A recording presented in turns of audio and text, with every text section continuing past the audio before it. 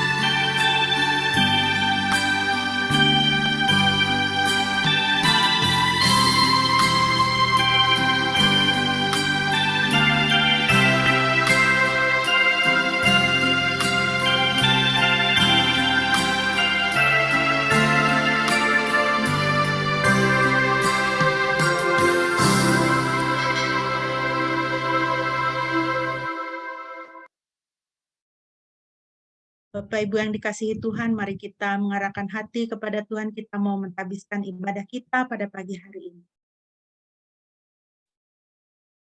Kekasih-kekasih Tuhan, ibadah kita pada pagi hari ini hanya boleh jadi di dalam nama Tuhan Tritunggal yang kudus, Bapa, Putra, dan Roh Kudus. Kasih karunia-Nya menyertai kita sekalian. Haleluya.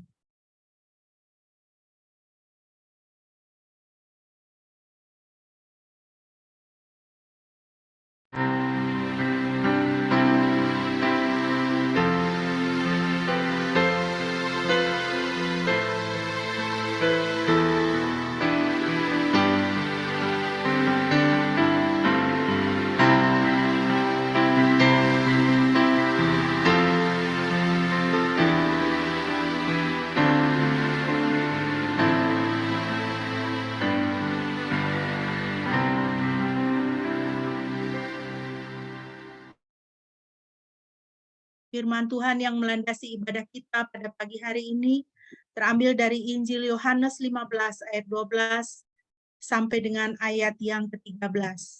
Injil Yohanes 15 ayat 12 sampai dengan ayat 13.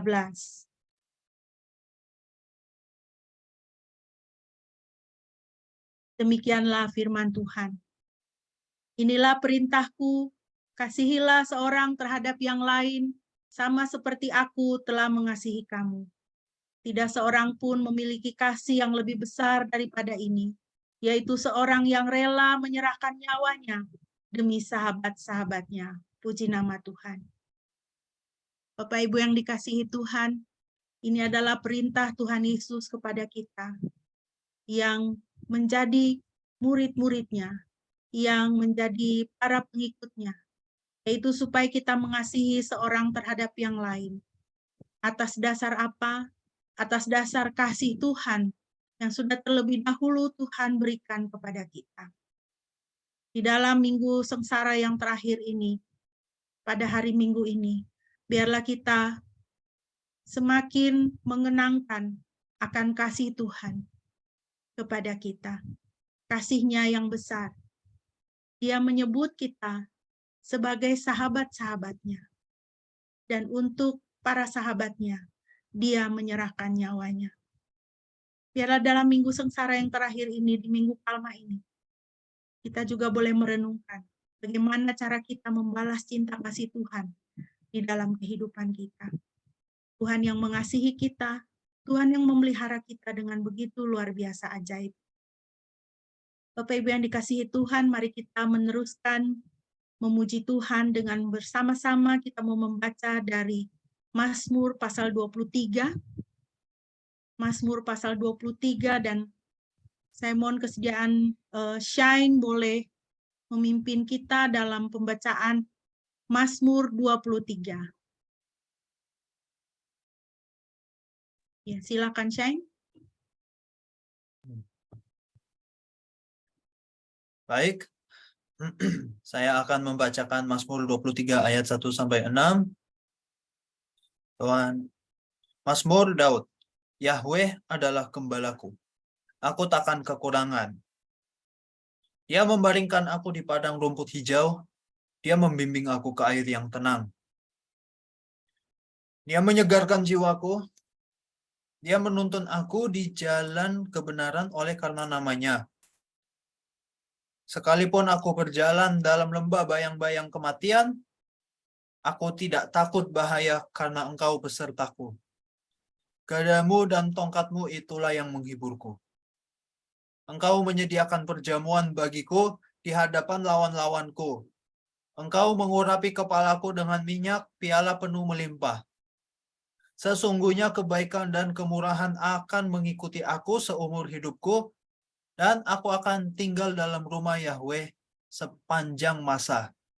Puji nama Tuhan. Amin. Terima kasih Shine. Puji nama Tuhan. Bapak Ibu, Mazmur 23 adalah mazmur yang sangat akrab di dalam kehidupan kita.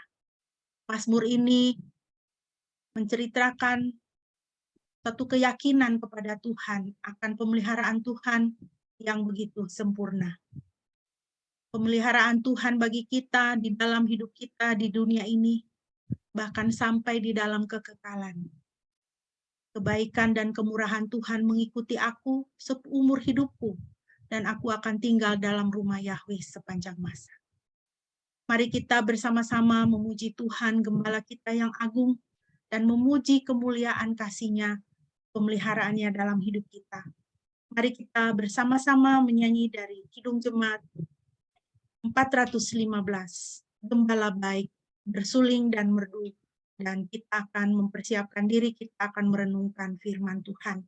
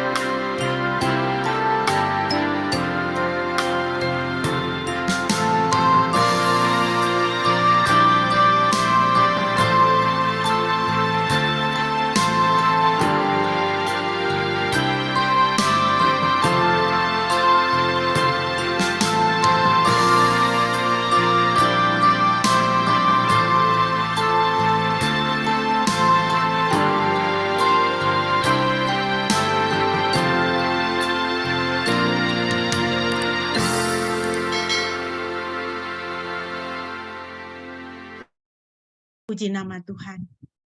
Bapak Ibu, mari kita akan membaca bagian firman Tuhan yang akan kita renungkan pada pagi hari ini, terambil dari kitab Nehemia pasal yang ke-7, Nehemia pasal yang ke-7 ayat 1 sampai dengan ayatnya yang ke-5 saja. Nehemia pasal 7 ayat 1 sampai dengan ayat yang ke-5. Demikian firman Tuhan. Ketika tembok itu selesai dibangun, maka aku memasang pintu-pintunya dan menunjuk penjaga-penjaga pintu gerbang, serta para penyanyi, serta orang-orang Lewi.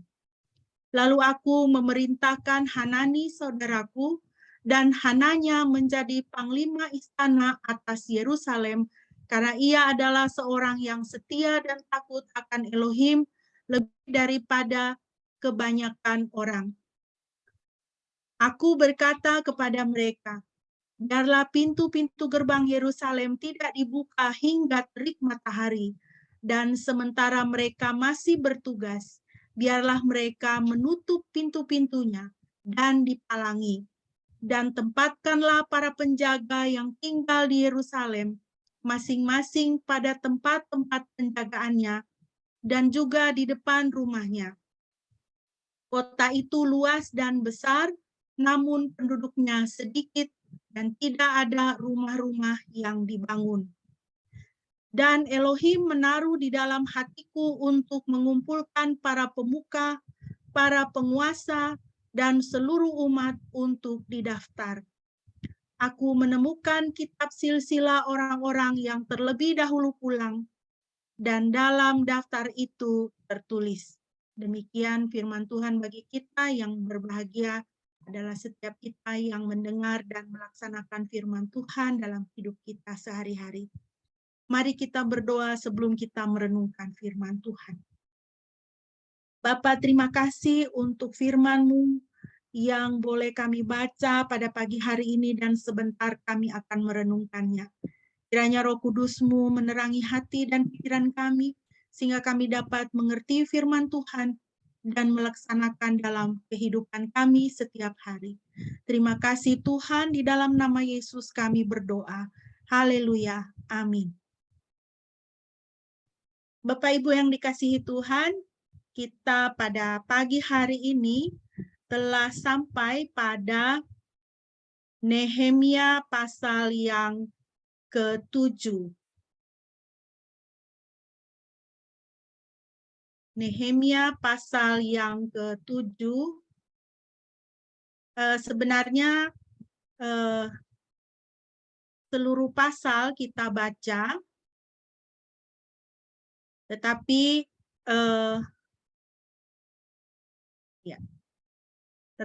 kalau setelah ayat 5 itu adalah daftar silsilah ya. Jadi kita hanya membaca dan akan merenungkan ayat 1 sampai dengan ayat yang ke-5. Nah, Bapak Ibu, tema yang saya berikan adalah bersiap sedialah. Tema ini saya berikan karena memasuki pasal yang ke-7, sebenarnya dari pasal yang ke-6, di situ kita sudah melihat bahwa pembangunan tembok telah selesai. Dan sekarang Nehemia dan penduduk Yerusalem memasuki babak baru dalam kehidupan mereka. Nah, babak baru ini diawali dengan seruan yang boleh dikatakan secara halus ya, tetapi juga kita bisa lihat seruan ini adalah seruan untuk bersiap sedia. Seruan untuk bersiap sedia itu terkandung di dalam ayat 1 dan sampai dengan ayat 5 yang telah kita baca tadi. Nah, Bapak Ibu, kita akan melihat seruan siap sedia. Yang pertama adalah bersiap sedia menerima penugasan Anda. Ayat 1. Ketika tembok itu selesai dibangun, maka aku memasang pintu-pintunya dan menunjuk penjaga-penjaga pintu gerbang serta para penyanyi serta orang-orang Lewi. Kita lihat di sini, Nehemia setelah tembok itu selesai, pintu-pintu dipasang, lalu Nehemia memberikan penugasan. Dia menunjuk, dia menugaskan penjaga-penjaga pintu gerbang, para penyanyi, serta orang-orang Lewi. Bapak Ibu yang dikasihi Tuhan, berbicara mengenai hal penugasan, kita lihat di sini, sekali lagi kita harus ingat, Nehemia ini dia tidak hanya membangun tembok, ya, tetapi hal dia membangun tembok itu adalah merupakan melakukan pekerjaan Tuhan. Pembangunan tembok itu adalah pekerjaan yang Tuhan taruh di hatinya, yang harus dia laksanakan. Dan oleh karena itu, pekerjaan ini bukan pekerjaan sembarangan. Membangun tembok ini bukan pekerjaan sembarangan. Tetapi pekerjaan membangun tembok ini adalah pekerjaan yang berkaitan dengan Tuhan. Pekerjaan pembangunan yang asalnya dari hati Tuhan. Yang Tuhan sampaikan, Tuhan taruh di dalam hati Nehemia. Nah, Bapak Ibu, bagaimana dengan kita? Kita semua di sini orang yang bekerja, ya. Anak-anak kita, orang-orang muda bekerja dengan studi mereka, berupaya dengan studi mereka. Ibu-ibu rumah tangga bekerja, mengurus keluarga, mengurus anak, mendukung suami. Bapak-bapak bekerja menghidupi keluarga, bagaimana menjadi penyedia dan pemelihara di dalam keluarga. Kita juga ada yang bekerja di kantor sebagai karyawan, bekerja di berbagai instansi pemerintah. Kita semua melakukan pekerjaan. Semua orang melakukan pekerjaannya. Tetapi kita sebagai anak-anak Tuhan, pekerjaan kita harus bernilai kekal. Itulah yang membedakan kita dari orang-orang yang tidak mengenal Tuhan. Kita yang mengenal Tuhan, kita yang pengikut Kristus, pekerjaan kita itu harus bernilai kekal. Seperti halnya Nehemia, dia membangun tembok itu, dia melakukan pekerjaan Tuhan. Bukan sekedar dia membangun tembok supaya ada tembok, tidak. Tetapi dia melakukan pekerjaan Tuhan. Jadi pekerjaan apapun yang kita lakukan dalam kehidupan kita, itu harus ada nilai kekalnya. Sebagai ibu rumah tangga, mengurus keluarga, itu harus ada nilai kekalnya, harus ada Tuhan di situ. Anak-anak, orang muda dalam studi, harus ada Tuhan di situ. Kita bekerja di kantor, dimanapun, harus ada Tuhan di situ. Yang kedua adalah karena apa? Karena penilaian dan pengujian atas pekerjaan kita dilakukan oleh Tuhan. Jadi kita sebagai anak-anak Tuhan, ya, pekerjaan kita, tanggung jawab yang kita lakukan dalam kehidupan kita, itu bukan hanya dinilai oleh bos, oleh guru atau dosen, ya, oleh orang yang berotoritas yang ada di atas kita, tetapi penilaian atas pekerjaan kita itu dilakukan oleh Tuhan sendiri. 1 Korintus 3:13-14, firman Tuhan mengatakan, setiap pekerjaan itu akan tampak jelas, karena hari Tuhan akan menyatakannya. Sebab hal itu akan dinyatakan dengan api, dan pekerjaan masing-masing orang akan diuji. Jika pekerjaan yang telah dibangun itu tahan uji, ia akan menerima upah. Jadi, apa yang kita lakukan, pekerjaan apa yang kita lakukan di dalam dunia ini, pada hari Tuhan itu akan diuji, firman Tuhan katakan. Akan diuji, dinyatakan dengan api. Apakah itu adalah pekerjaan yang tahan uji? Dengan kata lain, apakah pekerjaan kita itu bernilai kekal? Ada hubungannya dengan kerajaan surga. Ini harus kita ingat baik-baik Bapak Ibu, supaya kalau kita menaruh goal dalam hidup kita menaruh visi misi atau tujuan atau cita-cita apa di dalam kehidupan kita, di dalam dunia ini, jangan kita berpuas dengan hasil yang ada di dalam dunia ini. Kita harus berpuas kalau hasilnya itu sampai kepada kekekalan. Hasil dari pekerjaan kita itu boleh tahan uji ketika Tuhan yang mengujinya. Jadi harus kita ingat baik-baik, ya. Tuhan sudah memberikan jalannya kepada kita dengan mengatakan apa firman Tuhan. Lakukan pekerjaan kita itu seperti kepada Tuhan, bukan kepada manusia. Kita harus ingat Bapak Ibu, ya. Pencapaian duniawi tidak serta-merta memuliakan Tuhan. Karena harta dan pencapaian duniawi membuat orang menjadi hamba mamon sehingga menjadi pelaku kejahatan. Kan itu kita lihat dalam hari-hari ini kan. Betapa orang-orang yang memiliki pencapaian menjadi pejabat, ya. Orang muda yang sekolah di sekolah yang terkenal, sekolah yang mentereng, ya. Itu justru menjadi pelaku kejahatan. Orang-orang yang berharta banyak, justru kita lihat Tuhan bukakan bagaimana mereka adalah hamba daripada mamon. Hati mereka ada di dalam harta mereka. Hati mereka ada di dalam kedudukan mereka. Kita selama ini terlena ketika kita melihat atau kita mendengar, wah, dia menjadi pejabat di sini, dia menjadi pejabat di situ. Bisa bikin ulang tahun anak 17 di hotel hebat, hotel mewah. Kita terlena dan kita, wah, hebat ya. Semua itu adalah pencapaian duniawi dan kita lihat ternyata tidak memuliakan Tuhan. Ternyata tidak memuliakan Tuhan sama sekali.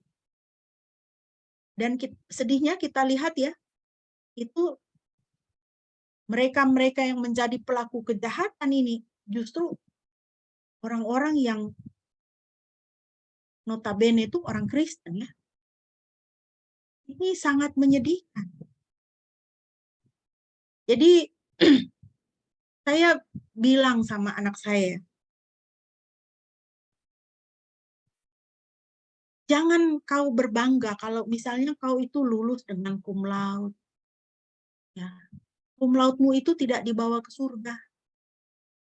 Tuhan tidak tanya kau lulus cum laude atau tidak. Tidak. Saya katakan kepada anak saya, sekarang kau sedang mencari pekerjaan. Ya, sedang mencari pekerjaan. Dia melamar ke BI, ke Freeport. Ini mentereng-mentereng semua kan. Tapi saya katakan, setiap kau melamar pekerjaan itu, surat lamaran itu kau doakan. Dan kau minta pekerjaan itu sama Tuhan. Supaya tempat pekerjaanmu itu menjadi tempat pelayanan. Jangan kau bangga kalau misalnya kau nanti diterima di BI, terima di Freeport ya. BI dan Freeport itu tidak dibawa ke surga. Tuhan tidak mengujimu berdasarkan kau kerja di perusahaan mana. Kau nilaimu berapa, tidak. Tapi pekerjaanmu, studimu, pekerjaan kalian itu nanti harus ada hubungannya dengan kerajaan surga. Kan bukan berita baru kalau kita mendengar ya. Anak-anak ini yang lulus dengan cum laude, ada yang sampai sekarang belum dapat pekerjaan. Kalau kita mengagungkan itu cum laude itu, ya kan? Semua yang mentereng-mentereng di dunia ini tidak dibawa ke surga. Tetapi kalau kita melakukan pekerjaan kita sebagai pelayanan kepada Tuhan, pekerjaan kita apapun bentuknya, besarnya, kecilnya, itu ada Tuhan di dalamnya, itu Tuhan menguji. Tuhan yang menguji di situ. Saya punya kerinduan, anak saya 2, dan saya selalu mengatakan hal ini. Saya punya kerinduan dan doa saya kepada Tuhan bahwa salah satu dari antara mereka boleh menjadi hamba Tuhan sepenuh, full time. Dan dalam konseling pranikah saya memberikan tantangan kepada orang tua, pasangan yang akan menikah. Kalau Tuhan memberkati kalian dengan keturunan, doakan, serahkan anak-anakmu kepada Tuhan dan doakan supaya ada satu yang menjadi hamba Tuhan sepenuh. Melayani Tuhan dengan sepenuh waktu.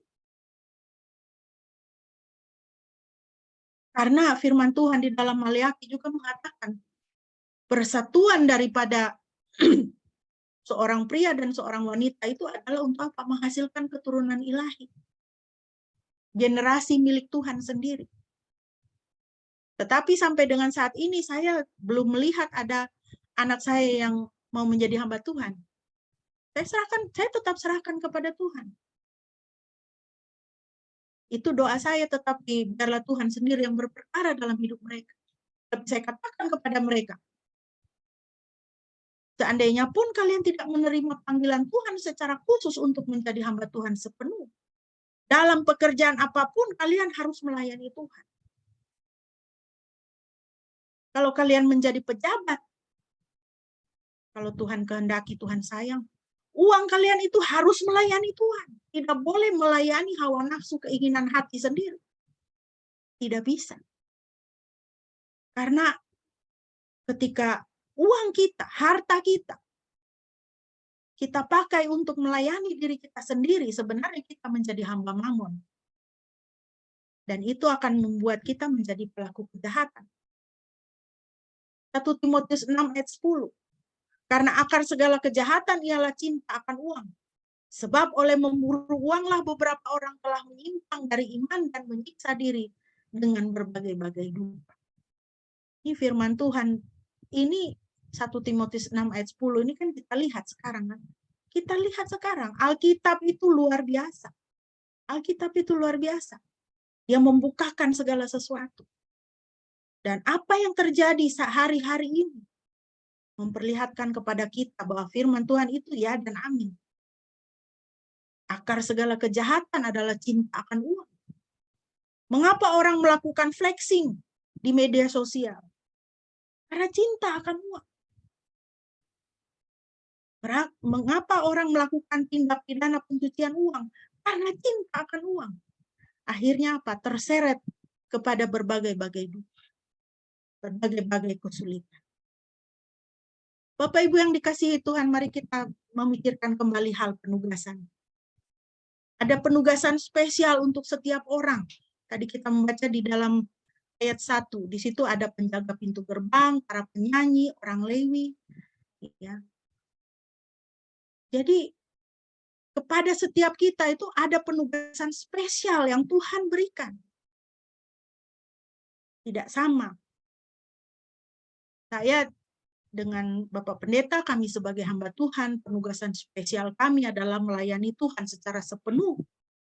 Memberitakan firman, mengkonseling, mengarahkan orang di jalan kebenaran.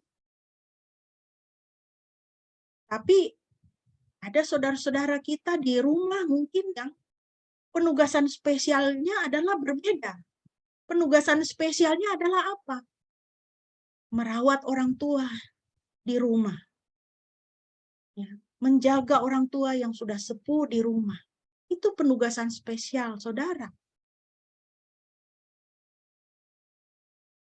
Jadi, jangan berkecil hati. Mungkin saudara tidak bisa berkhotbah, tapi saudara bisa menunjukkan pelayanan diakonia, pelayanan doa. Setiap kita mempunyai penugasan spesial dari Tuhan. Dan setiap orang harus siap untuk melakukan tugasnya. Setiap kita harus siap untuk melakukan tugas kita masing-masing di tempat yang sudah Tuhan tempatkan kita saat ini. Dan kita harus ingat bahwa kita sedang bertugas. Ya, kita sedang bertugas. You are on duty. Kita ini adalah orang-orang yang sedang bertugas. Kita tidak boleh melalaikan tugas kita. Coba kalau saudara sedang sakit, saudara pergi ke rumah sakit, lalu itu yang di lobi, resepsionis, apa semua itu tidak menangani saudara, mereka cuma duduk asik main kartu di situ, pasti saudara kesal, ya kan? Saudara pergi urus KTP, misalnya saudara pergi urus SIM, misalnya, lalu petugas yang harusnya melayani saudara, dia tidak melayani saudara, dia cuma duduk-duduk ngobrol, main HP, bertiktok ria, begitu, pasti saudara kan kesal. Begitu juga dengan kita. We are on duty. Kita ini adalah orang-orang yang sedang bertugas. Dunia ini memerlukan saudara dan saya untuk menjalankan tugas kita yang Tuhan perintahkan kepada kita. Kalau saudara membaca Alkitab, saudara akan bisa melihat banyak sekali penugasan-penugasan Tuhan untuk kita. Saya hanya mencantumkan 3 di sini. Saudara dan saya bertugas menggarami dan menerangi dunia ini. Matius 5, 13, 15. Saudara dan saya bertugas sebagai saksi Kristus, Lukas 24, 48. Kamu adalah saksi dari semuanya itu, firman Tuhan katakan. Saksi dari apa? Saksi dari Kristus dan karyanya.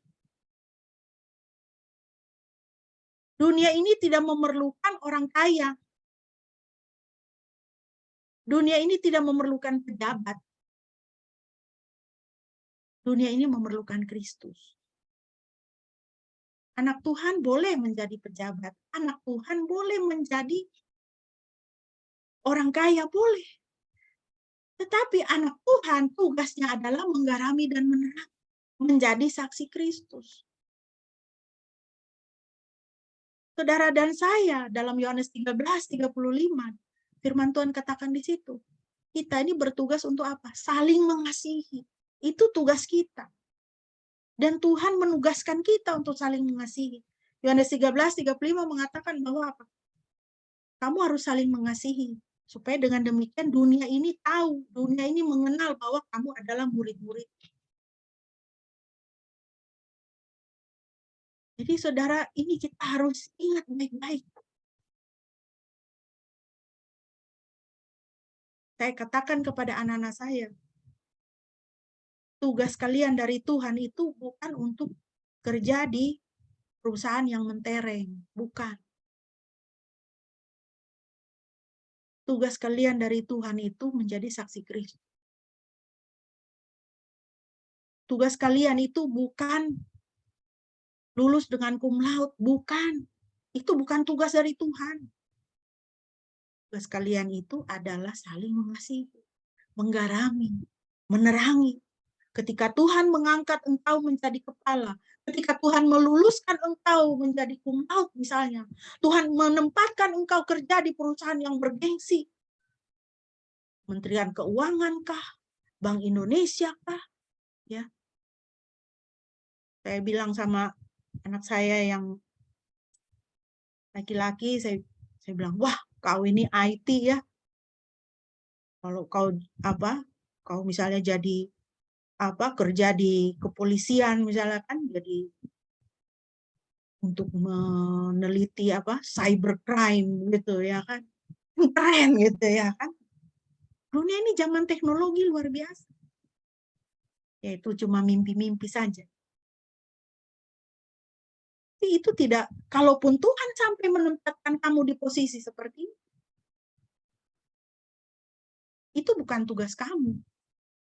Tugas kamu adalah menjadi saksi Kristus. Tugas setiap orang Kristen adalah menjadi saksi Kristus.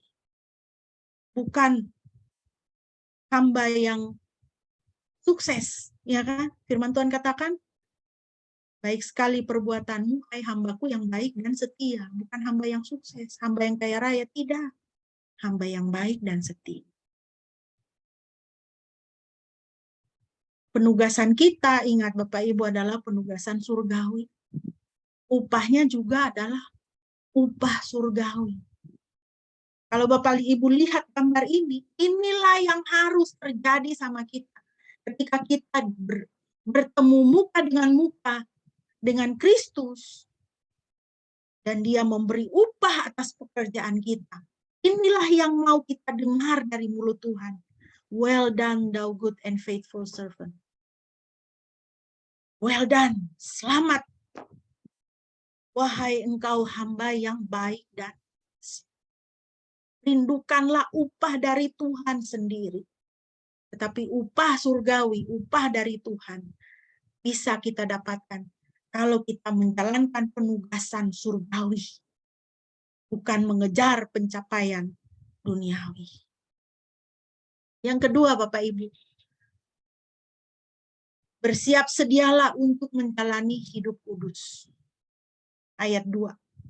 Lalu aku memerintahkan Hanani saudaraku dan Hananya menjadi panglima istana atas Yerusalem karena ia adalah orang yang setia dan takut akan Elohim lebih dari kebanyakan orang. Seruan bersiap sedia yang kedua adalah bersiap sedialah untuk menjalani hidup kudus. Bapak Ibu Hanani dan Hananya berwenang atas Yerusalem karena mereka menjalani hidup yang kudus. Nehemia memberikan kewenangan kepada mereka. Karena apa? Karena mereka menjalani hidup kudus.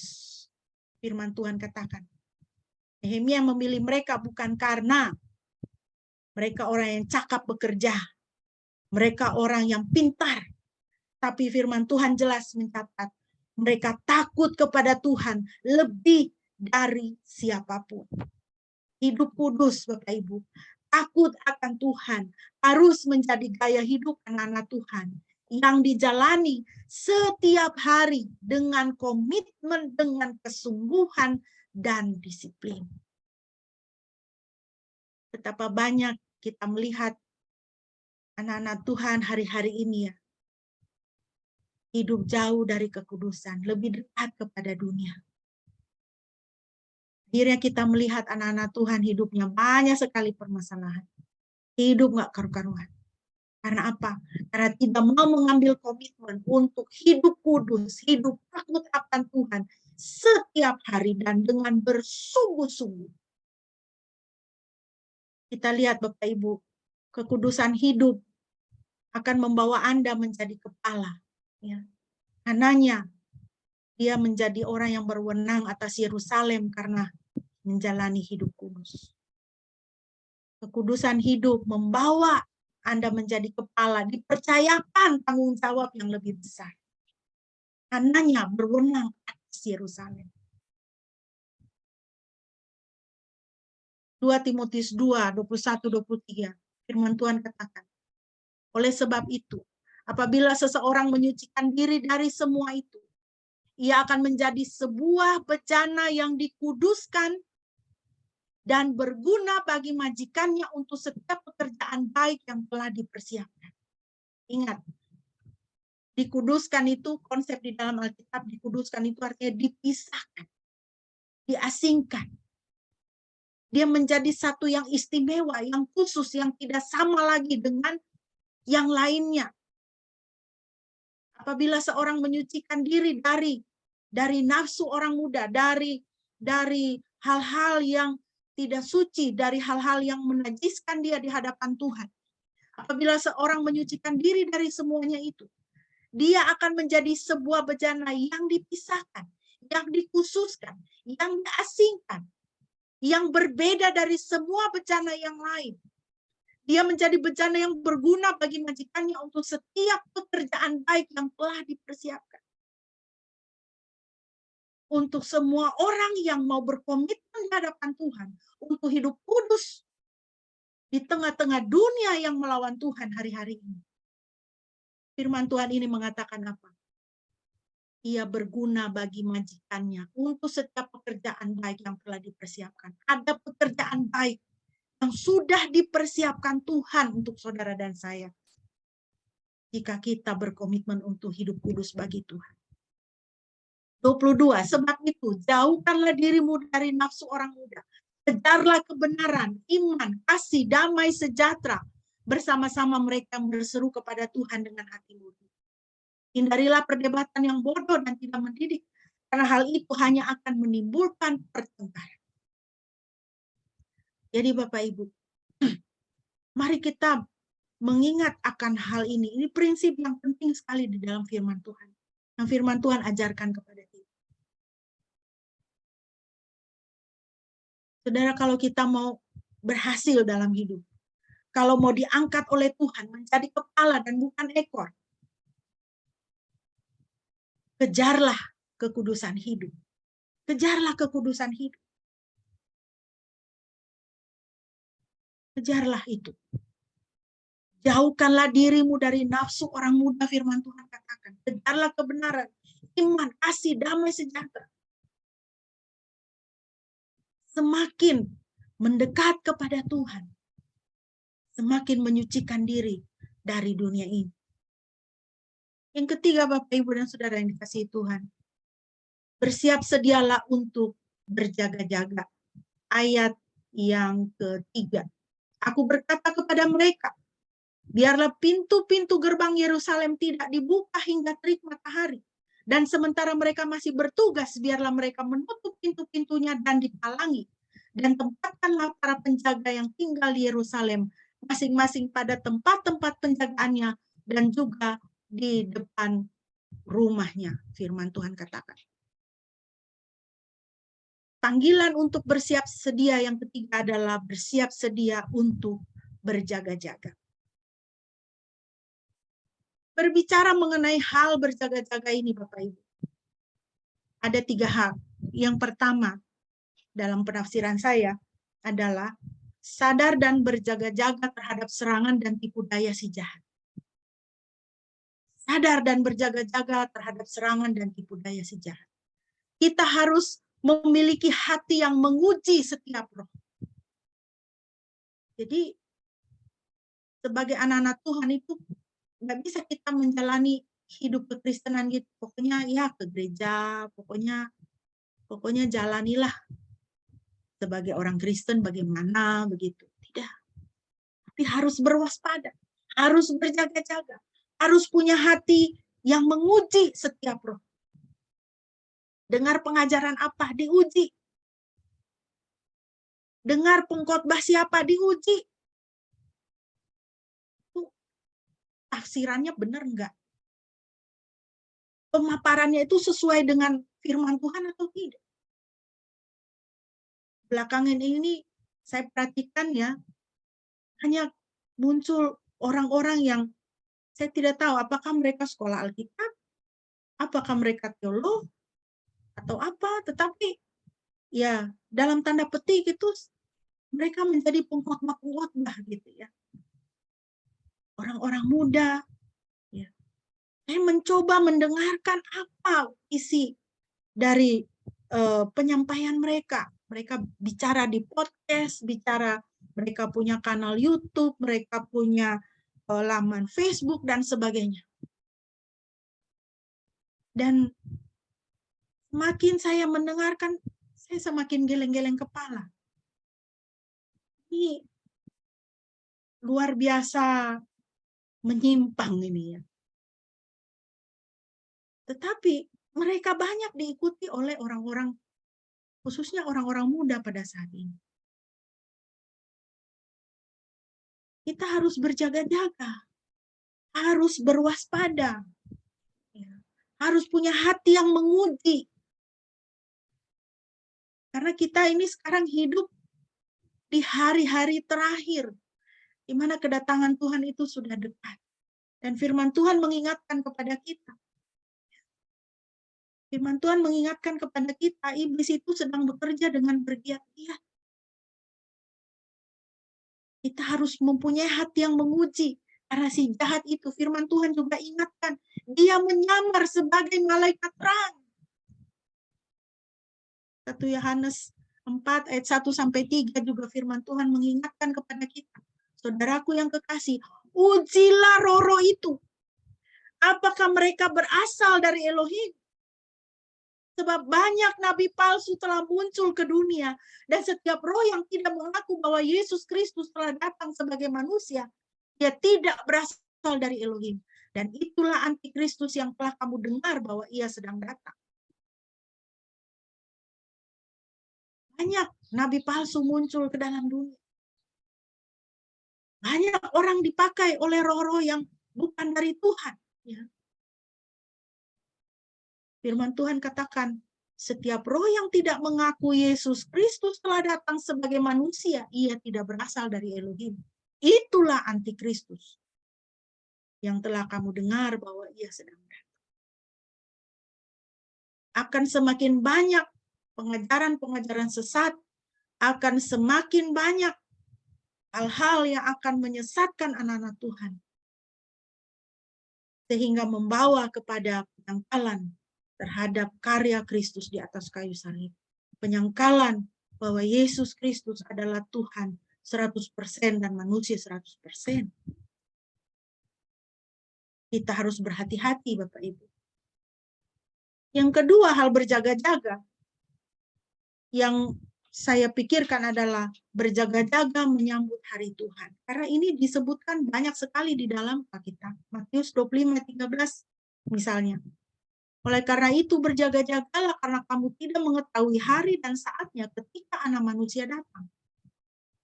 Bapak Ibu, kita harus hidup berjaga-jaga, bersedia. Berjaga-jaga di sini maksudnya adalah bersedia untuk apa? Menyambut hari Tuhan.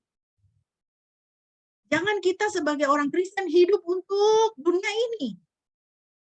Tapi kita harus ingat di dalam hati kita, di dalam kepala kita, Tuhan Yesus akan datang kembali. Dan firman Tuhan katakan, kamu harus berjaga-jaga karena hari saatnya datang. Tidak ada yang tahu. Kamu tidak tahu. Apakah hari ini? Apakah besok? Kita tidak tahu. Hidup kita sebagai orang Kristen adalah hidup menantikan kedatangan Kristus yang kedua kali.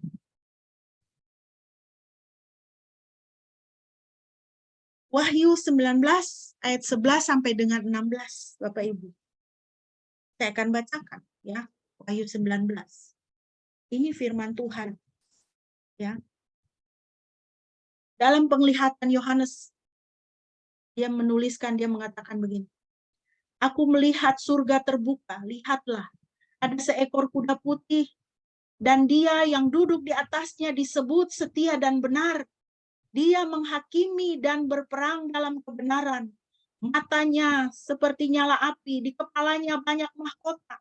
Dia memiliki sebuah nama yang tertulis yang tidak diketahui seorang pun kecuali dia sendiri. Dia mengenakan jubah yang telah dicelup dalam darah, dan namanya disebut Firman Elohim. Bala tentara di surga mengikuti dia dengan menunggang kuda-kuda putih dan mengenakan linen halus yang putih bersih. Dari mulutnya keluar sebilah pedang tajam untuk mengalahkan bangsa-bangsa. Dan dia akan menggembalakan mereka dengan tongkat besi. Dia akan memeras anggur dalam kilang anggur murka dan amarah Elohim penguasa semesta. Dia mempunyai nama yang tertulis pada jubah dan pahanya, Raja segala raja dan Tuhan segala Tuhan. Ini berbicara tentang siapa, Bapak Ibu? Kalau namanya adalah Firman Elohim, dia namanya tertulis pada jubah dan pahanya, Raja segala raja dan Tuhan segala Tuhan. Ini berbicara tentang siapa? Tentang Tuhan Yesus Kristus, Sang Firman Elohim. Wahyu 19, Yohanes melihat kedatangannya. Ini menceritakan kepada kita kedatangan Kristus yang kedua kali. Dia akan datang sebagai apa? Sebagai raja. Ya. Hari ini adalah kita memperingati Minggu Palma, di mana Yesus dielu-elukan saat dia memasuki Yerusalem. Dielu-elukan sebagai raja. Tetapi kita sedang hidup menantikan kedatangannya yang kedua kali. Dia akan datang sebagai raja. Raja segala raja. Dan kalau kita lihat Bapak Ibu, ya, Alkitab ini adalah kitab yang hidup, panggung sejarah dunia ini. Panggung sejarah dunia ini. Semua yang terjadi di dalam dunia ini sudah dibicarakan, sudah disampaikan oleh Alkitab, oleh firman Tuhan. Ada semua di sini. Di dalam Alkitab. Jika di dalam Yohanes 19 dikatakan, Sang Firman Elohim itu akan datang mengendarai kuda putih. Dia akan datang. Banyak kita lihat ya, perkara-perkara di dalam dunia ini yang terjadi itu sudah dibicarakan oleh Alkitab. Banyak nubuat-nubuat Alkitab yang sudah digenapi, masih akan digenapi lagi. Menjelang hari-hari terakhir. Menjelang hari-hari terakhir. Apa yang ada di dalam dunia ini bukan sesuatu yang baru, tetapi sudah dikatakan oleh Alkitab. Sudah disampaikan oleh firman Tuhan. Anak Tuhan yang berhikmat, dia akan melihat hal ini. Mari kita hidup dekat dengan firman Tuhan. Karena apa yang dikatakan oleh Alkitab sedang terjadi dan akan terjadi. Bapak Ibu, sebagai satu contoh lagi, dalam Wahyu 8 ayat 7 sampai 13, Wahyu 9, Wahyu 11 ayat 15 sampai 19. Nanti Bapak Ibu silakan membaca sendiri. Di situ dituliskan penglihatan daripada Yohanes itu malaikat-malaikat, 7 malaikat dengan 7 sangkakala berbunyi. Memang kalau kita membaca kitab Wahyu ini banyak perlambangan di situ. Ini termasuk kitab yang sulit untuk dipelajari. Banyak perlambangan di situ. Tetapi ada fenomena juga yang terjadi di dunia. Ada dengungan suara ham di berbagai belahan dunia dilaporkan pada tahun 70, 80, tahun 2008, tahun 2011 sampai 2013. Di berbagai belahan dunia itu orang mendengar suara seperti trompet yang sangat keras menggema. Sampai dengan hari ini para ahli, para pakar hanya bisa memberikan teori. Ada yang mengatakan bahwa suara itu adalah suara dari dalam kerak bumi, pergeseran akibat gravitasi dan sebagainya. Ada yang mengatakan suara planet-planet dan sebagainya. Ini hanya sebagai satu pikiran saja. Apakah suara seperti suara dengungan sangkakala yang menggema didengar oleh banyak orang itu? Apakah itu hanya fenomena alam? Apakah itu fenomena yang spiritual? Seperti yang dikatakan dalam Wahyu 8, 9, dan 11 misalnya, sangkakala malaikat. Karena kita lihat bahwa ketika malaikat 1, 2, 3, 5, 7, itu mereka dikatakan di situ membunyikan sangkakala. Kemudian ada terjadi penghukuman. Ada kehidupan laut, ya, ikan-ikan dikatakan mengering. Kita lihat sekarang, ya, dengan adanya global warming, di mana suhu air laut itu menjadi lebih hangat, banyak terumbu karang itu mulai mati, banyak ikan mulai mati, es mulai mencair di kutub utara, dan banyak spesies hewan itu mulai terancam punah. Bagaimana kita merangkaikan semuanya ini? Apakah ini hanya fenomena alam atau apakah ini adalah satu penggenapan juga dari firman Tuhan? Seperti yang tertulis di dalam Wahyu. Saya tidak mau membahas ini lebih panjang. Ini hanya sebagai pemikiran saja untuk kita, Bapak Ibu. Bahwa apa yang terjadi di dalam dunia ini semua sudah disampaikan oleh firman Tuhan. Kalau firman Tuhan katakan, Yesus Kristus akan datang kembali. Dan dengan cara yang sama ketika dia terangkat di awan-awan, dia akan datang kembali di dalam awan-awan. Wahyu 19 katakan, dia datang mengendarai kuda putih. Dia yang raja di atas segala raja, Tuhan di atas segala Tuhan, dia akan datang kembali. Itu ya dan amin. Seluruh pergerakan panggung sejarah dunia ini tidak boleh mengejutkan kita. Tidak boleh mengejutkan kita. Tadi pagi saya mendengar bahwa para ahli, para pakar juga sudah memprediksi bahwa perang dunia ketiga sudah semakin mendekat. Alkitab sudah mengatakannya kan. Hal kelaparan, hal wabah belalang, semua sudah ada di sini. Jadi apa yang harus kita lakukan, Bapak Ibu? Firman Tuhan pagi ini mengajak kita untuk apa? Berjaga-jaga akan hari kedatangan Tuhan. Yang ketiga, Bapak Ibu, hal berjaga-jaga itu apa? Menjaga apa yang Tuhan beri dan percayakan pada kita. Menjaga apa yang Tuhan beri dan percayakan pada kita. Ini bisa kita lakukan jika kita memandangnya sebagai sesuatu yang berharga. Sesuatu yang precious bagi kita. Coba kita pikirkan, Bapak Ibu. Apakah yang berharga bagi Anda dan saudara? Apakah itu mendatangkan kebaikan bagi kita? Berhargakah bagi kita waktu doa kita? Apakah berdoa itu baik? Baik. Apakah waktu doa kita itu mendatangkan kebaikan bagi kita? Tentu iya. Apakah itu berharga bagi kita? Kalau itu berharga bagi kita, pasti kita akan menjaga waktu doa kita. Apakah hubungan dengan Tuhan baik, berharga? Jika ya, kita akan menjaganya, bukan? Apakah kekudusan hidup itu sesuatu yang berharga bagi kita? Apakah keluarga kita berharga bagi kita? Ya, tentu berharga. Kalau berharga, kita akan jaga baik-baik.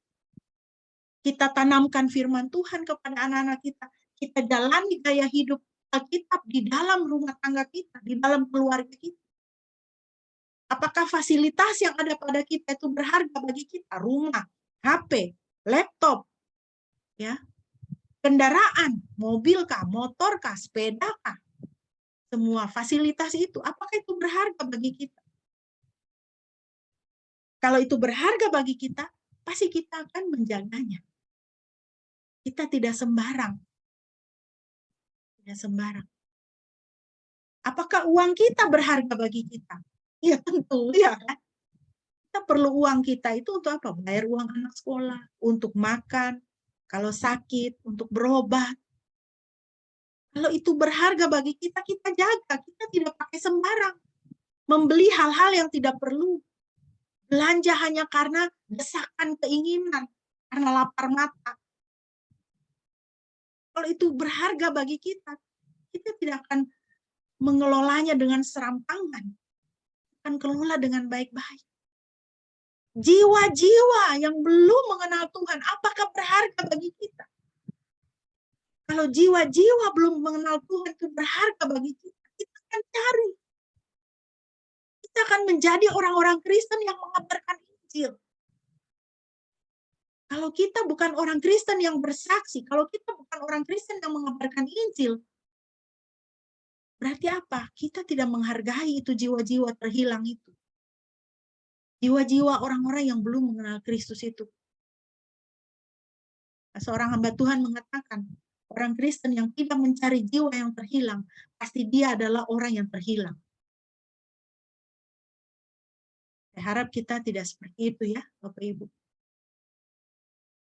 Jiwa-jiwa itu berharga bagi Tuhan. Tembok yang sudah dibangun itu berharga bagi Nehemia dan orang Yehuda, penduduk Yerusalem, karena itu menjamin kesejahteraan mereka. Apakah yang berharga di dalam kehidupan kita? Mari kita jaga. Mari kita jaga. Jaga di sini juga artinya kita manage dengan sebaik-baiknya. Yang terakhir Bapak Ibu, ayat yang kelima, panggilan untuk bersiap sedia, ayat 4 dan 5. Bersiap sedialah untuk mendengarkan Tuhan. Ayat 4 dan 5, kota itu luas dan besar, namun penduduknya sedikit dan tidak ada rumah-rumah yang dibangun. Dan Elohim menaruh di dalam hatiku untuk mengumpulkan para pemuka, para penguasa, dan seluruh umat untuk didaftar. Saya tekankan di sini, Elohim menaruh di dalam hatiku. Bapak Ibu, Nehemia mempunyai hubungan yang spesial dengan Tuhan, yang sangat dekat dengan Tuhan, sehingga dia bisa mendengar suara Tuhan. Ketika Tuhan berbicara di dalam hatinya, dia bisa tahu itu adalah suara Tuhan.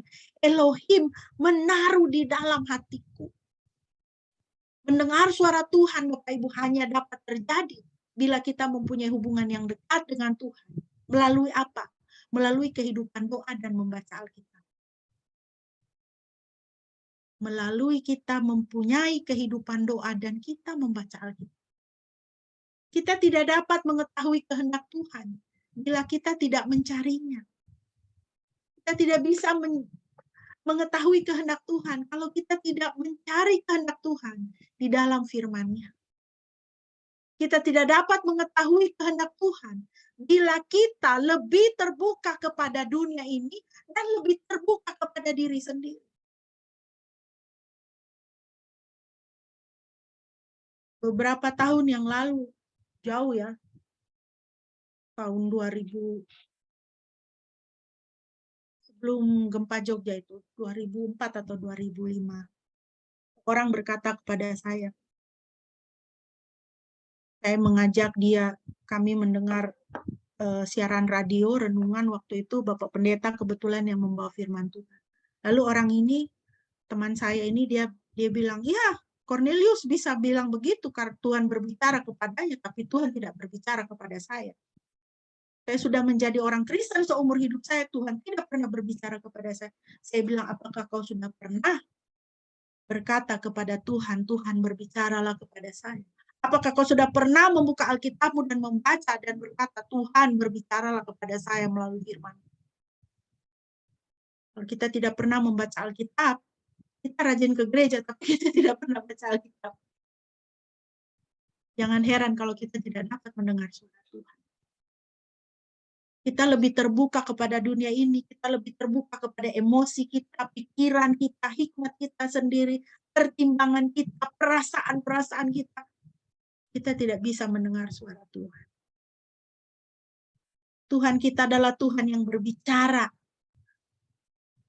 Samuel berkata kepada Tuhan, berbicaralah Tuhan, aku sudah siap mendengar. Maka Tuhan berbicara kepadanya. Tuhan Alkitab adalah Tuhan yang hidup, yang berperkara, yang berinteraksi dengan umatnya. Hari ini, saudara, ketika saudara mendengarkan perenungan firman ini, Tuhan sedang mengajak saudara dan saya untuk mau mendengarkannya. Bapak Ibu pernah lihat bagaimana burung membangun sarangnya? Sarang burung itu dibangun dari helai-helai rumput. Saudara lihat, ya, saudara lihat dalam gambar ini, sarang burung ini sudah jadi. Saudara lihat itu, berapa ribu helai rumput yang terjalin menjadi satu, menjadi sarang burung. Saudara bayangkan berapa ribu kali dia mesti terbang dari pohon ke tanah untuk petik rumput, balik lagi, dan merangkai rumput-rumput itu menjadi sarang. Sehingga menjadi sarang yang kuat.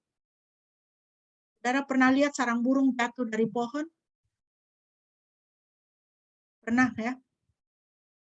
Ambiar enggak? Enggak. Iya kan? Dia tetap dalam bentuknya seperti itu. Begitu juga persekutuan dengan Tuhan. Hubungan kita dengan Tuhan. Itu harus dibangun. Hari demi hari kita bangun sehingga menjadi satu hubungan yang kuat dengan Tuhan. Relasi yang kuat dengan Tuhan. Apapun yang terjadi dalam hidup kita, kita tidak akan gampang-gampang meninggalkan Tuhan. Kita justru semakin dekat dan semakin kuat di dalam persekutuan kita dengan Tuhan. Kalau kita membangun persekutuan kita seperti ini, kita akan bisa mendengarkan Dia. kita bisa mengetahui rencana dan kehendak Tuhan di dalam kehidupan kita. Pertanyaan juga bagi kita, Bapak Ibu, apakah yang biasa kita dengar? Ini satu cerita ilustrasi untuk menutup renungan kita pada pagi hari ini. Apakah yang biasa kita dengar? Alkisah, seorang Indian, dibawa oleh temannya jalan-jalan ke New York dan mengunjungi Wall Street. Wall Street itu kantor pusat inilah ya, perdagangan lah begitu ya, bursa efek lah gitu ya, di Amerika yang sangat terkenal. Ketika orang Indian ini sedang berjalan dengan temannya, tiba-tiba dia menghentikan temannya yang kerja di Wall Street itu. Terus temannya bilang, kenapa? Katanya, ada apa? Coba kau dengar. Ada banyak suara mobil ya. Tapi saya mendengar ada suara kicauan burung. Ada seekor burung di atas pohon. Temennya ini yang orang Wall Street ini bingung. Di mana dia nggak bisa dengar apa-apa. Kemudian mereka melanjutkan perjalanan lagi. Ketika sedang berjalan, tiba-tiba temannya yang orang Wall Street ini menghentikan temannya yang orang Indian. Tunggu dulu. Ada apa? Temannya yang orang Indian itu tanya. Lalu temannya ini orang Wall Street ini bilang, tidak dengar. Tadi ada koin jatuh. Orang Indian ini, dia terbiasa tinggal di alam. Dia terbiasa mendengar suara burung, suara hewan, suara angin di pepohonan. Sehingga ketika dia berjalan di tengah hiruk-pikuk New York, hiruk-pikuk Wall Street, hiruk-pikuk kota modern, karena dia sudah terbiasa mendengar suara burung, dia bisa mendengar suara kicau seekor burung. Temannya yang orang Wall Street ini, karena dia sudah terbiasa hari-hari mengurus uang, hari-hari hitung uang, hari-hari dengar uang, sering. Di tengah hiruk-pikuk jalanan kota New York, ketika ada satu uang, satu koin berdenting jatuh di jalan, dia bisa mendengar. Bapak Ibu, apakah yang biasa kita dengar? Apakah yang biasa kita dengar? Apakah yang biasa kita dengar itu diri kita sendiri? Pemikiran kita sendiri? Apakah yang biasa kita dengar itu adalah kejahatan? Suara dunia ini, suara godaan dunia ini? Ataukah yang biasa kita dengar itu adalah firman Tuhan? Kalau kita membiasakan diri untuk mendengar firman Tuhan, kita akan mendengar firman Tuhan dimanapun, bagaimanapun keadaan kehidupan kita. Sebagai penutup, Bapak Ibu, pada hari ini, hari Minggu Palma ini, hari ini Tuhan memanggil kita untuk 4 hal. Untuk bersiap-siap. Bersiap untuk bertugas, bersiap untuk hidup kudus, bersiap untuk berjaga-jaga, bersiap untuk mendengarkan suara Tuhan. Hari ini kita memperingati dia dirajakan. Ketika dia memasuki Yerusalem, dia dieluk-elukan sebagai raja. Sang raja itu hari ini memanggil kita, memanggil saudara dan saya untuk melakukan tugas-tugas pekerjaan kerajaan surga. Untuk meningkatkan hidup kekudusan kita. Untuk hidup berjaga-jaga. Jangan hidup sembrono. Untuk meningkatkan hubungan kita dengan Tuhan. Supaya kita bisa mendengarkan suara Tuhan. Karena Tuhan sedang mau berbicara kepada saudara dan saya. Pertanyaan bagi kita adalah, apakah kita siap dan mau berkata ya kepada Tuhan? Kiranya saudara sekalian boleh diberkati. Amin.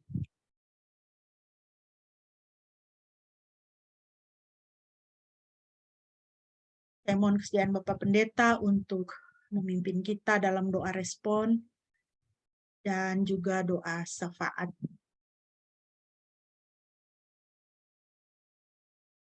Baik, apakah ada yang ingin menyampaikan pokok doa pribadinya? Dari saya, titip doa untuk teman saya, Ibu Rita. Suaminya baru meninggal tanggal 11 Maret kemarin. Saya berkontak dengan dia.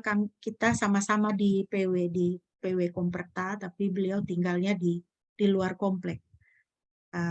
Tolong doakan Bu Rita supaya Tuhan menghiburkan dia, karena dia masih sangat terpukul dan bersedih ya atas meninggalnya suaminya. Terima kasih. Doakan Ibu Rita yang suaminya baru dipanggil Tuhan. Ada lagi yang lain?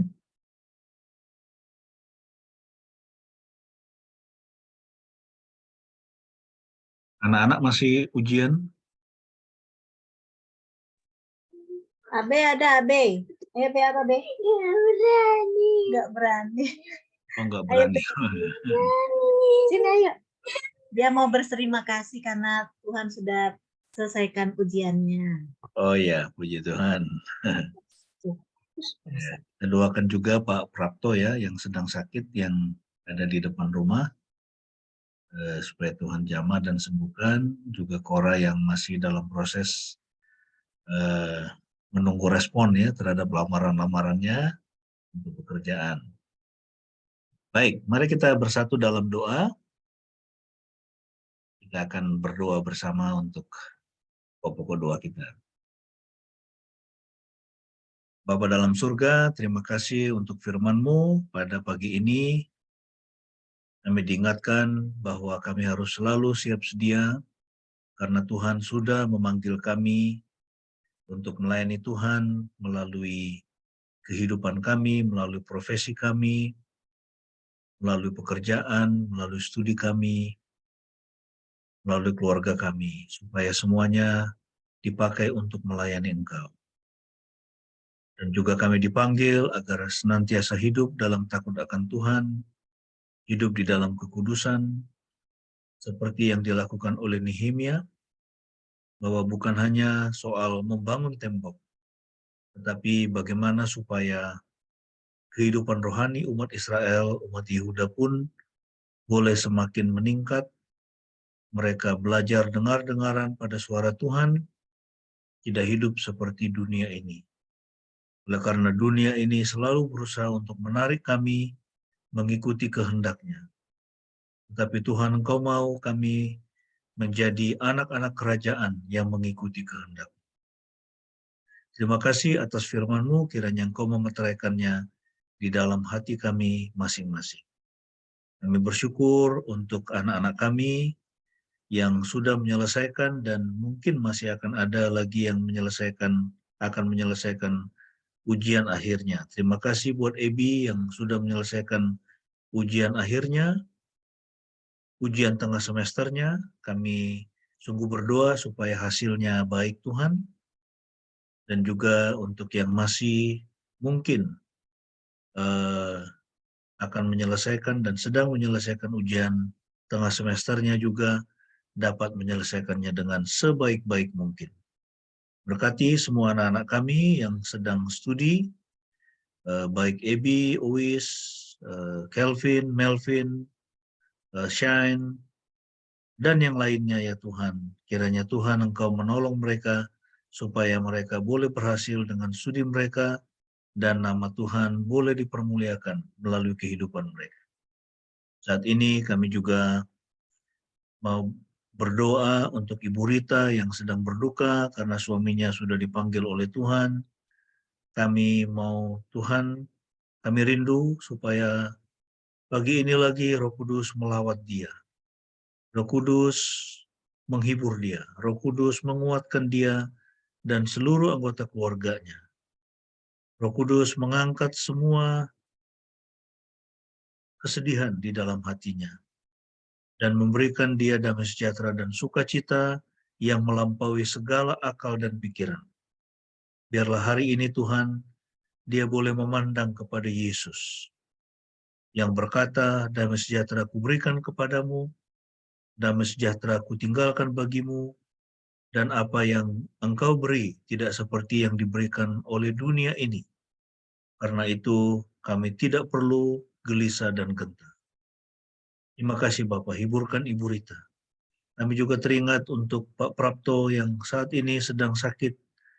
Kami tidak tahu Tuhan, dan kami mendengar dokter juga tidak mengerti apa yang mengganggu kesehatannya. Kami mau menyerahkan Pak Prapto ke dalam tangan-Mu. Lawatlah dia Tuhan pada pagi ini. Lawat dia Tuhan dan berikan dia anugerah kesembuhan. Sembuhkan dia Tuhan, angkat semua kelemahan tubuhnya dan berikan dia pemulihan yang sempurna. Kami terus berdoa buat orang tua kami dalam masa tua mereka, buat Mama di Jakarta, Opa Effendi di Jogja, juga Eyang yang ada di Pekanbaru atau di Dumai saat ini. Tuhan Engkau melawat semua orang tua kami di dalam masa tua mereka. Tuhan kiranya menguatkan, menghibur. Juga kami teringat buat Papa dan Mama, kakek dan nenek dari Kelvin dan Melvin yang ada di Purworejo juga. Tuhan Engkau juga kiranya melawat di dalam masa tua, berikan kesehatan, berikanlah mereka damai sejahtera. Dan biarlah pada masa tua mereka boleh semakin dekat dengan Tuhan dan semakin terhubung dengan Tuhan. Oleh karena dunia fisik ini, dunia dengan segala kemegahannya, dunia materi ini bukanlah pengharapan kami, bukanlah rumah kami. Rumah kami ada di surga, di kekekalan bersama dengan Yesus. Terima kasih Bapa, kami serahkan hidup kami ke dalam tangan-Mu, dan saat ini juga Tuhan, kami mau berdoa untuk bangsa dan negara kami. Berkati bangsa dan negara kami, supaya bangsa ini tetap berdiri dengan kokoh, menjadi negara yang demokratis, tapi juga negara yang takut akan Tuhan. Kami berdoa Tuhan, Presiden Jokowi dengan Wakil Presiden dan seluruh menteri-menteri yang membantu beliau, Tuhan Engkau berkati juga semua kepala-kepala daerah, mulai dari gubernur, juga bupati, wali kota, para camat di seluruh Indonesia, juga kepala-kepala desa, kepala-kepala dusun, bahkan ketua-ketua RT RW di seluruh Indonesia. Tuhan kiranya memberkati supaya pemerintahan di negara ini berjalan dengan baik. Berikan hikmat kepada pemerintah kami agar sungguh-sungguh Tuhan memperhatikan rakyat-rakyat yang menderita, tidak memiliki pekerjaan, hidup dalam kemiskinan. Tuhan kiranya memberikan hikmat agar pemerintah kami dapat mengelola negara ini dengan baik. Kami alaskan doa ini dengan doa Bapa kami seperti yang Tuhan Yesus sudah ajarkan kepada kami. Mari kita naikkan bersama-sama. Bapa kami yang di surga, dikuduskanlah nama-Mu, datanglah kerajaan-Mu, jadilah kehendak-Mu di bumi seperti di surga. Berikanlah kami pada hari ini makanan kami yang secukupnya, dan ampunilah kami akan kesalahan kami, seperti kami juga mengampuni orang yang bersalah kepada kami. Dan janganlah membawa kami ke dalam pencobaan, tetapi lepaslah kami daripada yang jahat, karena Engkaulah yang punya kerajaan dan kuasa dan kemuliaan sampai selama-lamanya.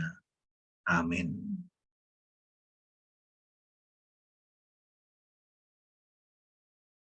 Bapak Ibu yang dikasihi Tuhan, mari kita bersama-sama mengucapkan pengakuan iman kita di hadapan Tuhan dan sesama. Marilah kita berkata demikian. Aku percaya kepada Yahweh Bapa yang Maha Kuasa, Khalik langit dan bumi, dan kepada Yesus Kristus, anaknya yang tunggal Tuhan kita, yang dikandung dari Roh Kudus, lahir dari anak darah Maria, yang menderita sengsara di bawah pemerintahan Pontius Pilatus, disalibkan, mati, dan dikuburkan, turun ke dalam kerajaan maut. Pada hari yang ketiga bangkit pula dari antara orang mati, naik ke surga, duduk di sebelah kanan Yahweh, Bapa yang Maha Kuasa, dan akan datang dari sana untuk menghakimi orang yang hidup dan yang mati. Aku percaya kepada Roh Kudus, gereja yang kudus dan am, persekutuan orang kudus, pengampunan dosa, kebangkitan orang mati, dan hidup yang kekal. Amin.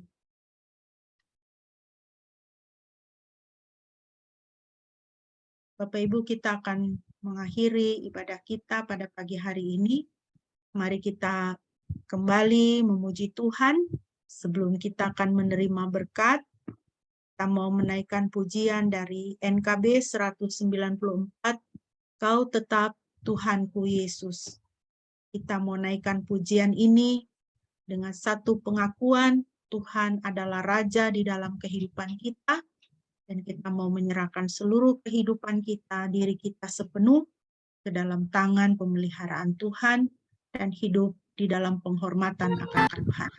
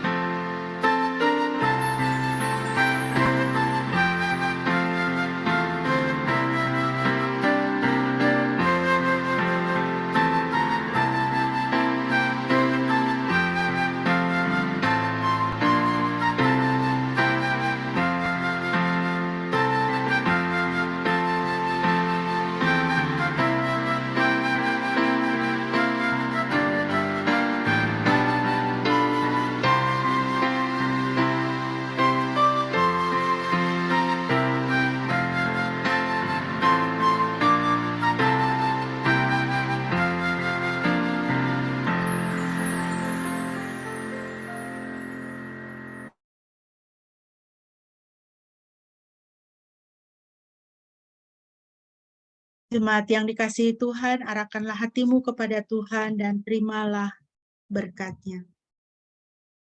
Yahweh memberkati engkau dan memelihara engkau. Yahweh membuat wajah-Nya bersinar atasmu dan memberi engkau anugerah. Yahweh mengarahkan wajah-Nya kepadamu dan memberi engkau damai sejahtera.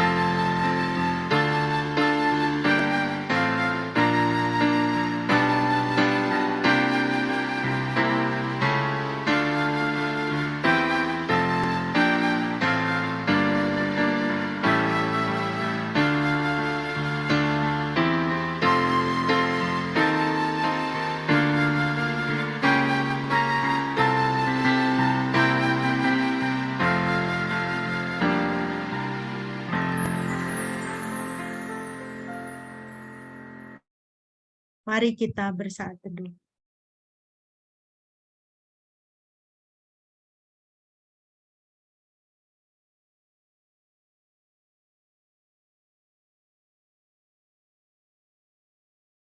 Amin.